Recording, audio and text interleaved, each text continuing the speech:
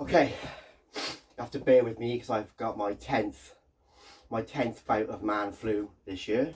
I've got grandkids, and one thing that kids do is spread colds and diseases. I was going to say colds and flu and stuff about the place. Anyway, this video is about having a bad day on the bike. It's come about for two reasons. One is I saw a forum post from a guy saying he'd gone out for his first ride of the year.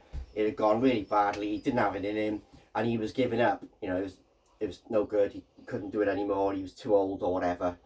But yeah, this is just about sort of dealing with that bad day on the bike. And I had one last week myself. A mate came to take me out for a ride to cheer me up because I was turning 50.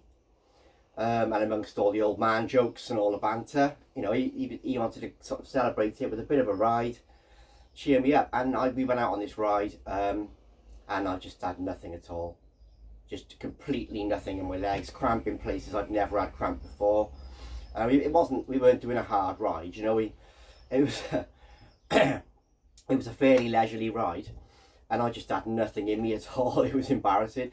And my mate that I ride with, Eddie, he's a runner. He's got massive base level fitness, way above anything I've ever had in my life. He's not far off my age, you won't mind me saying, I hope. But he was running rings around me, and bless him, he pulled the pace of the ride right down for me.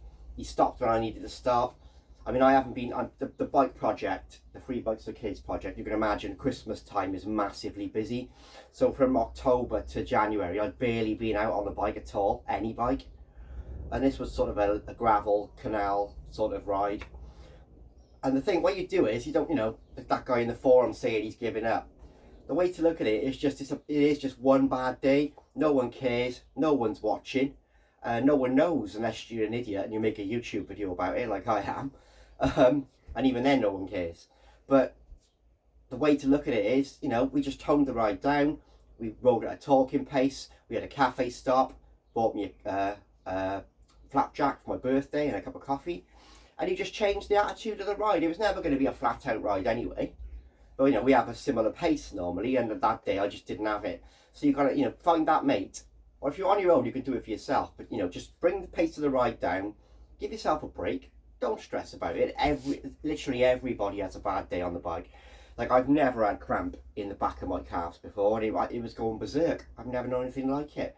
I'd forgotten my water bottle. That was my first excuse. Again, straight away you start making excuses. You know, I was saying, oh, I haven't ridden for 3 months. I forgot my water bottle. No one cares. Just get out on the bike and do whatever. And if all you can do is 5 miles, then do 5 miles. We ended up having a cracking day. It really did cheer me up. It was a nice birthday ride. And, you know, we had a coffee and a cake and a long chat. And mental health wise, it was a mega boost to my day. You know, it did a lot for me.